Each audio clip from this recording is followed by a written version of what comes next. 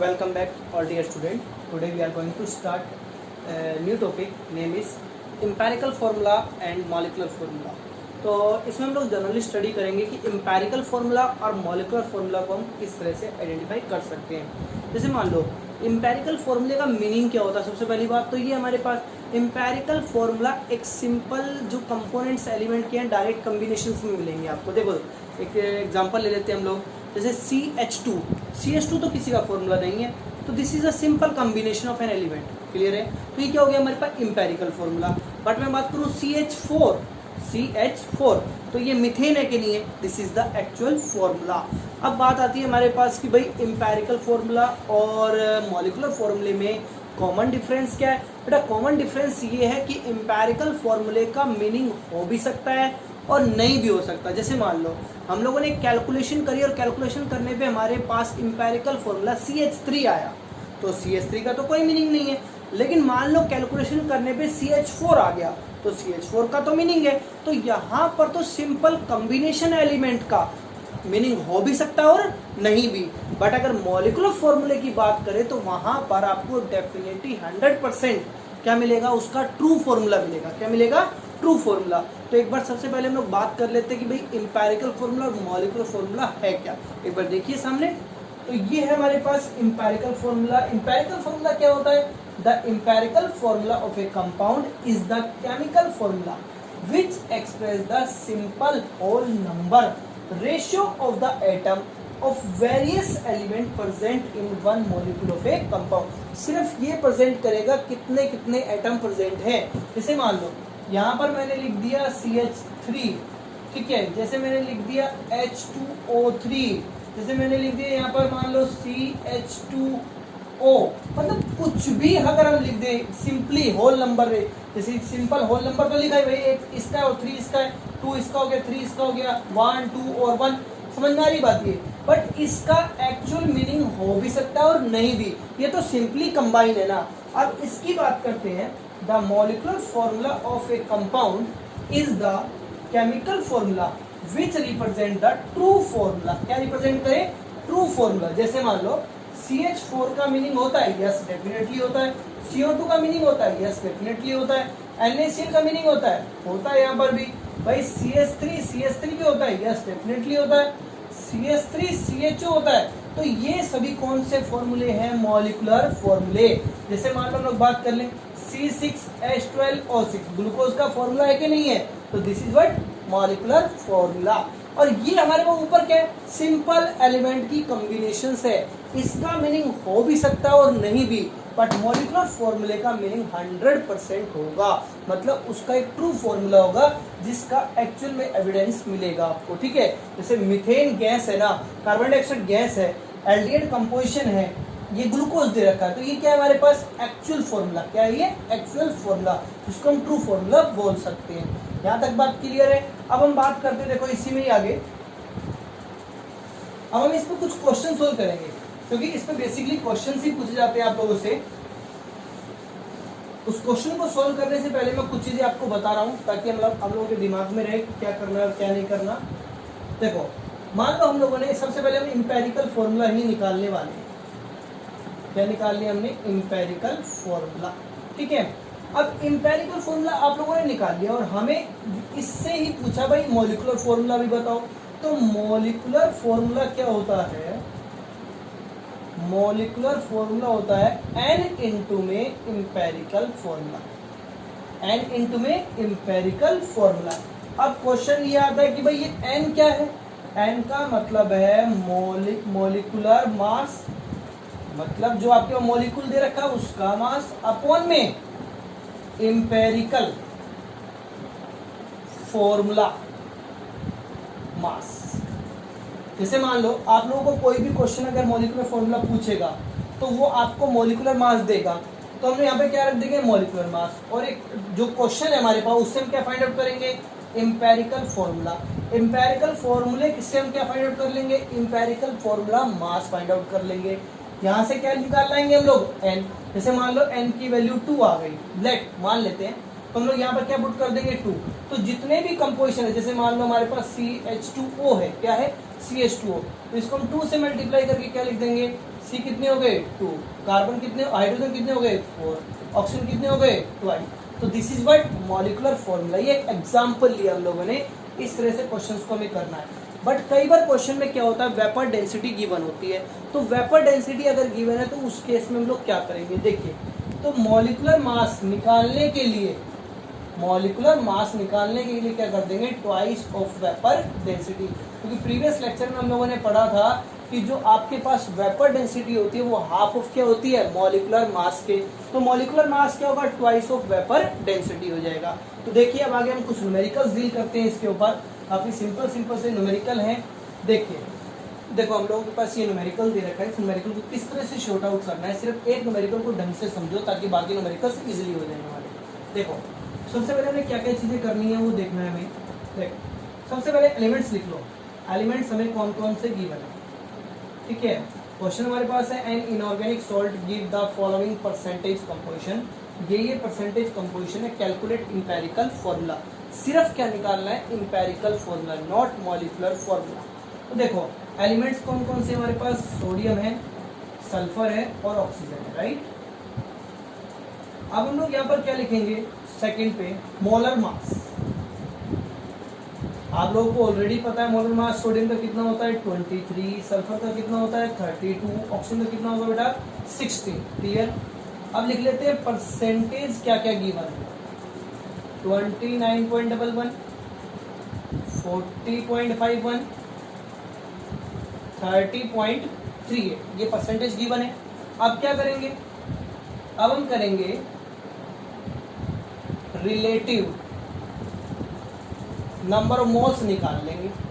भाई relative percentage निकालो चाहे रिलेटिव नंबर ऑफ मोल्स निकालो, क्या होगा, गिवन मास 29.11 अपॉन में मोलर मास 23, गिवन मास कितना है 40.51, मोलर मास कितना है 32, गिवन मास कितना है 30.38 अपॉन में मोलर मास कितना है 16, ठीक है। अब हमें क्या करना है, इसको डिवाइड करना है, डिवाइड करने पे हमारे पास आएगा 1.266, यहाँ पर भी कितना आएगा 1.266, आराम से कैलकुलेट कर लेना 1.897। तो यहाँ तक हम लोगों ने इसको डिवाइड किया। अब डिवाइड करने के बाद हम लोग क्या करेंगे, सिंपल रेशियो में इसको कन्वर्ट करेंगे, इसमें कन्वर्ट करेंगे सिंपल ऑल नंबर रेशियो में। तो बेटा जब भी सिंपल रेशियो में कन्वर्ट करना हो तो जो भी आपके पास जैसे सबसे स्मॉल टर्म है उसको सभी से डिवाइड कर दो, 1.266 तो 1.266, 1.266, 1.266, 1.897, 1.266। यहाँ तक बात क्लियर हो रही है। अब क्या होगा, यहाँ पर कितना आ गया 1, यहाँ पर भी कितना आ गया 1 और यहाँ पर नियरली कितना आ गया 1.5। तो हमारे पास 1 आया और 1.5 आया। अभी भी होल नंबर में तो कन्वर्ट नहीं हुआ ना। अब क्या करेंगे, होल नंबर में कन्वर्ट करने के लिए आपको किससे मल्टीप्लाई करो कि होल नंबर बन जाएगा, सॉरी 1.5 को तो 2 से मल्टीप्लाई कर दो। तो मैंने सभी को किससे मल्टीप्लाई कर दिया 2 से। तो रिजल्टेंट मेरे पास क्या आया, सोडियम है, सल्फर है, ऑक्सीजन है।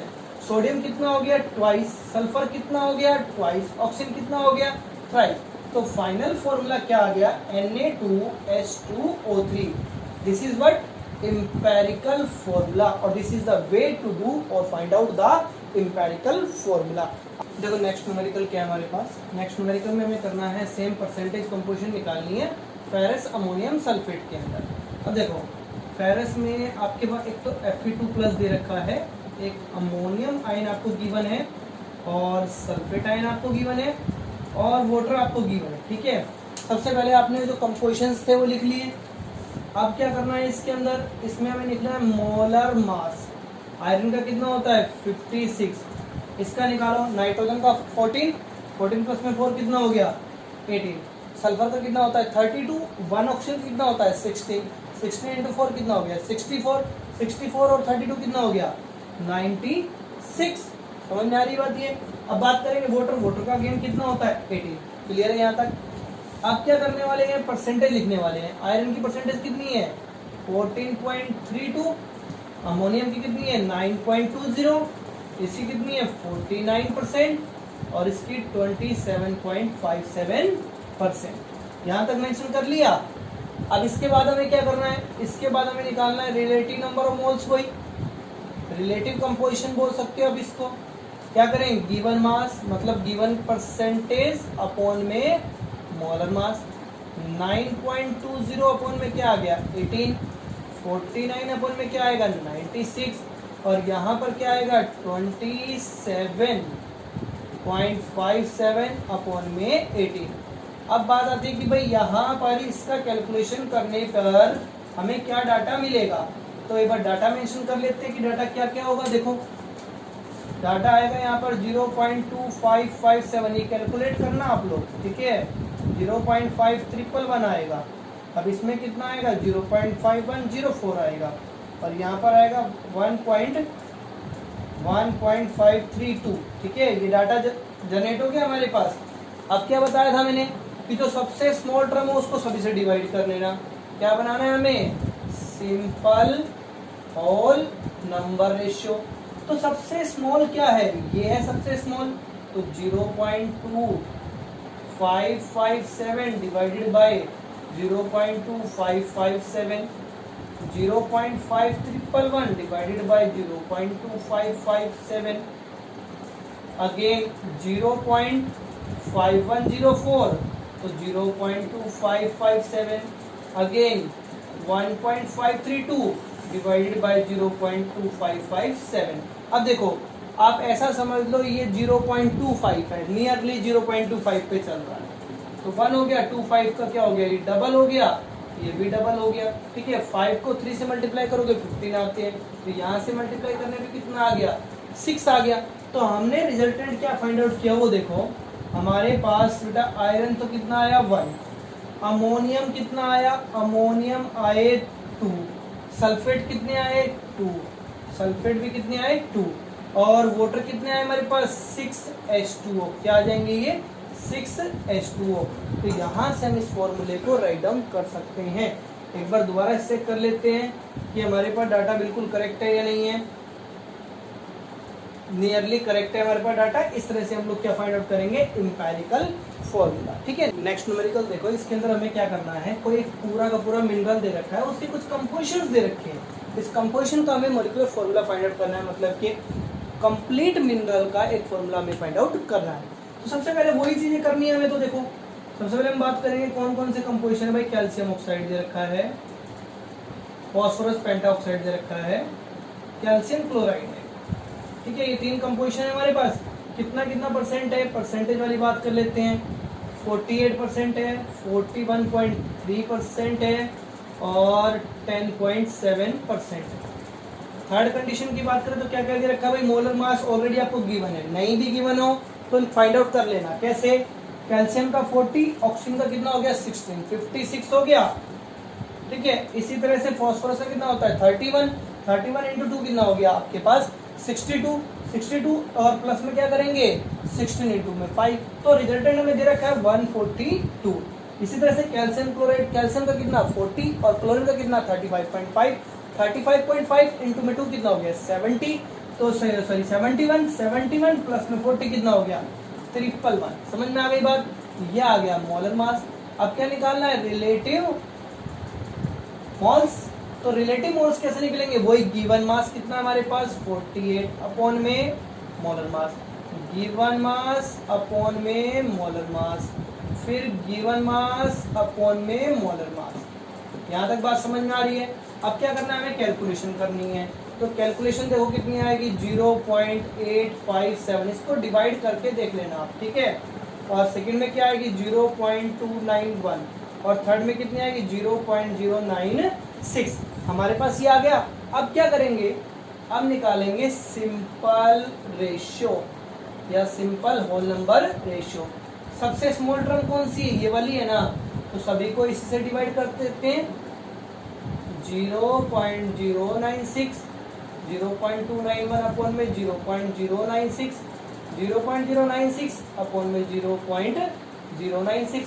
तो ये तो कितना हो गया 1, ये कितने पे गया 9 इंटू में 3 कितना हो गया 27, मतलब कि 6 इंटू 3 कितना हो गया 18। तो ये अराउंड कितने पे जाएगा 3 पे, और ये अराउंड कितने पे जाएगा 9 पे। तो हमने क्या क्या चीजें फाइंड आउट की, देखो 9 ऑफ कैल्शियम ऑक्साइड, और थ्राइस ऑफ P2O5 और हमारे पास 1 क्या है, calcium chloride. This is the formula of mineral. ये मिनरल का क्या हो गया हमारे पास, फॉर्मूला जनरेट। देखिए नेक्स्ट न्यूमेरिकल काफी सिंपल न्यूमेरिकल है ये भी। देखिए इसके अंदर करना क्या है, सबसे पहले वो इंपेरिकल फॉर्मूला में फाइंड आउट करना है। एक compound containing sodium, sulphur, hydrogen, oxygen. Sodium की परसेंटेज है, सल्फर की है, हाइड्रोजन की, ऑक्सीजन की। Calculate molecular formula of anhydrous salt. सबसे पहले इंपेरिकल फॉर्मूला ही निकलेगा, बट हमें मोलिकुलर मास दे रखा है तो उसकी हेल्प से हम क्या निकाल लेंगे, मोलिकुलर फॉर्मूला फाइंड आउट कर लेंगे। तो सबसे पहला काम करते हैं इंपेरिकल फॉर्मूला निकालने का। देखिए क्या क्या चीजें हमें गिवन है, सोडियम, सल्फर, हाइड्रोजन, ऑक्सीजन। ठीक है, कितना मास होता है, 23, 32, 1 और 60। ये हो गया इसका मोलर मास। क्लियर है यहाँ तक। अब सोडियम की परसेंटेज कितनी है, 14.28। ठीक है, और सल्फर की कितनी है, 9.92। हाइड्रोजन की कितनी है, 6.20 और 69.60। अब क्या निकालने हमें, relative number of moles. Relative moles क्या होंगे, गिवन मास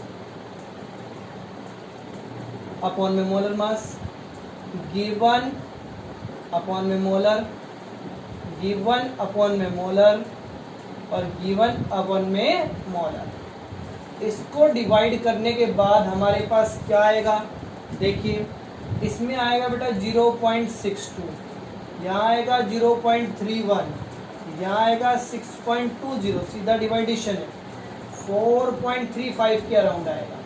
ठीक है, अब बात आती है सबसे स्मॉल टर्म कौन सी है, तो भाई सबसे स्मॉल टर्म तो मेरे पास है 0.31, तो 0.31 को सबसे डिवाइड कर देते हैं। देखो 0.62, 0.31, 0.31, 0.31 और यहाँ पर कितना हो जाएगा, 6.20 अपॉन में 0.31, 4.35 अपॉन में कितना आएगा, 0.31।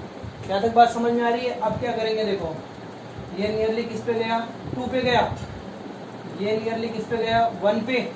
अब यहाँ पर देखो कितना होगा, जैसे हमारे पास 6.20 आ रहा है, तो ये अगर बात करें ऊपर वाले के हिसाब से तो ये 20 पे गया, यस और नो। देखो कितने पे गया, ये 14 पे गया, सीधी सी बात है। आपके पास कैलकुलेशन करके देख लो इसको, 30 के बाद क्या होगा आपके पास, लगभग 12 तक आगे हो जाएगा, 3 × 4 तो 14 के अराउंड आ जाएगा आपके पास। ठीक है, अब बात ये आती है कि जो 2, 1, 20 और 14 हमारे पास आ रहा है, तो इसका जो कैलकुलेशन क्या होगा, देखो एक बार मैं इसको रफ कर देता हूँ ताकि फॉर्मूला एक बार प्रेजेंट कर पाऊँ। देखिए तो हमारे पास फॉर्मूला क्या जनरेट हो गया, देखिए सोडियम हो गए 2, सल्फर हो गया 1, हाइड्रोजन हो गए 20, ऑक्सीजन कितने हो गए 14 टोटल। ये इंपेरिकल फॉर्मूला है। क्या ये इंपेरिकल फॉर्मूला। अब इंपेरिकल फॉर्मूले को हमें किस में कन्वर्ट करना है, मॉलिक्यूलर फॉर्मूले में। तो बताया था क्या करना है, पहले एन निकालना पड़ेगा, मॉलिक्यूलर मास अपॉन में इंपेरिकल मास। मॉलिक्यूलर मास कितना है 322 और कोइंसिडेंटली हमारे पास इसका मास भी कितना आ गया 322, तो ये 1 हो गया। अब यहाँ पर 1 हो गया तो इसका मतलब जो मॉलिक्यूलर फॉर्मूला है वो क्या होता है, एन इंटू में इंपेरिकल फॉर्मूला। अगर मैं यहाँ 1 रखूं तो ये दोनों के दोनों क्या हो गए सेम। तो आपके पास ये क्या आ चुका है, ये आपके पास आ चुका है क्या, मॉलिक्यूलर फॉर्मूला। हमने निकाल लिया क्या, मॉलिक्यूलर फॉर्मूला। ये आ गया हमारे पास मॉलिक्यूलर फॉर्मूला। ठीक है, अब आगे का स्टेप क्या है वो देखो। नेक्स्ट क्या कह रहा है, if all the atom of hydrogen combine with oxygen. कितने हाइड्रोजन है आपके पास 20 है ना। अब मैं अगर सारे हाइड्रोजन को कर दूं, क्या कर दूं, हाइड्रोजन 20 है ना, और क्या बना रहा है ये, वाटर बना रहा है। तो वाटर का फॉर्मूला क्या होता है H2O। अब H2 कितने हैं 20, तो मैं यहाँ 10 लिख दूं ताकि 20 हाइड्रोजन हो जाए। अब सारे के सारे हाइड्रोजन किसके साथ कंबाइन हो रहे हैं, ऑक्सीजन के साथ। ऑक्सीजन कितने हैं 14, यूज कितने हुए 10 यूज हो गए, बच गए कितने 4, तो यहाँ पर क्या आ गया O4। तो ये फॉर्मूला हो गया किसका, क्रिस्टलाइन फॉर्म का, Na2SO4 इंटू में 10H2O। ये बात दोबारा रिपीट कर रहा हूँ, दोबारा देखो एक बार। भाई यहाँ पर हाइड्रोजन कितने हमारे पास 20 है ना, 20 हाइड्रोजन को कन्वर्ट करना है वाटर की फॉर्म में, तो ऑब्वियस सी बात है 10H2 में चेंज होगा। अब जितने ऑक्सीजन है 14 है, तो कितने यूज करने हैं हमें, सिर्फ 10 यूज करने हैं। 4 क्या हो जाएगा, फॉर्मूले में चला जाएगा। तो ये हमारे पास किसका फॉर्मूला हो गया, crystalline form of this component. Next question भी आपके लिए काफी इजी है, इसमें भी वही चीजें गिवन है। A crystalline salt when heated become anhydrous and loss 51.2% of weight. ये कुछ अलग क्वेश्चन हो गया यहाँ पर। एनहाइड्रस सॉल्ट एनालिसिस पे आपको दे रखा है मैग्नीशियम, सल्फर और ऑक्सीजन, ठीक है। यहाँ पर आपको एम्पेरिकल फॉर्मूला ऑलरेडी गिवन है, नहीं भी गिवन है तो उसी मेथड से आप फाइंड आउट करोगे। अब देखना है कि भाई देखो MgSO4 का टोटल मास कितना होता है 120, इसके मॉलिक्यूलर फॉर्मूले का भी मास कितना है 120। इसका मतलब इसका मॉलिक्यूलर फॉर्मूला क्या बन गया, MgSO4, क्योंकि n की वैल्यू कितनी आ गई हमारे पास 1। अरे भाई 120 अपन में 120 कितना हो गया, 1 हो गया ना, मॉलिक्यूलर फॉर्मूला निकाल लिया। अब क्या पूछा इसने, molecular formula of anhydrous. Anhydrous का तो मॉलिक्यूलर फॉर्मूला आ गया, पूछा किसका, क्रिस्टलाइन। क्रिस्टलाइन का मतलब होता है हाइड्रोस, हाइड्रस का मतलब इसके साथ कितने वाटर मॉलिक्यूल अटैच हैं उसके बारे में और बताना है हमें। तो कैसे बताएंगे उसके बारे में, देखो एक क्रिस्टलाइन सॉल्ट व्हेन हीटेड, जब एक क्रिस्टलाइन सॉल्ट को, किसको, क्रिस्टलाइन सॉल्ट को जब हम क्या करते हैं, हीट करने पे हमारे पास कितना % लॉस होता है, इतना वेट इसका लॉस हो जाता है, मतलब इतना वाटर है जब भी तो लॉस हो जाता है। अरे भाई क्रिस्टलाइन सॉल्ट को इतना हीट करेंगे तो इतना लॉस होकर के हमारे पास क्या बनता है, एनहाइड्रस। एनहाइड्रस कितना बनता होगा, 48.8%। क्लियर है ना भाई, इतना वाटर लॉस हुआ। अगर आपके पास इतना एनहाइड्रस है तो इतना वाटर लॉस होगा कि नहीं होगा, तो इससे हम कैलकुलेशन करेंगे। देखो कैसे करेंगे कैलकुलेशन, देख हमारे पास 48.8% of anhydrous carry for crystalline salt, कितना वाटर होगा 51.2%। अगर जैसे ग्राम में ही ले लो, परसेंट को ग्राम में कन्वर्ट कर लो, कोई दिक्कत नहीं है क्योंकि 100% पे बात चल रही है। 51.2 अपॉन में कितना आ गया 48.8, लेकिन हमें निकालना कितने ग्राम के लिए, 120 ग्राम के लिए। तो 50, क्योंकि ये एनहाइड्रस का है ना, 51.2 48.8 इंटू में कितना आ गया 120। तो यहाँ से आप निकालोगे, आपके पास लगभग आ जाएगा 126। कितना आएगा 126। अब मुझे एक बात बताओ भाई, हमारे पास एक फॉर्मूला है MgSO4 इंटू में XH2O। वाटर ही तो पता लगाने कितने हैं, ये वाटर का मास आ गया। अब वाटर का मोलर मास कितना होता है 18, कितने वाटर मॉलिक्यूल हो गए 7, तो X की जगह पर क्या आ जाएगा 7। तो ये क्रिस्टलाइन फॉर्म का मॉलिक्यूलर फॉर्मूला हो गया और ये एनहाइड्रस का मॉलिक्यूलर फॉर्मूला हो गया। This is all about empirical formula and molecular formula. इस पर काफी न्यूमेरिकल्स है, आप लोग ट्राई करें। Thank you.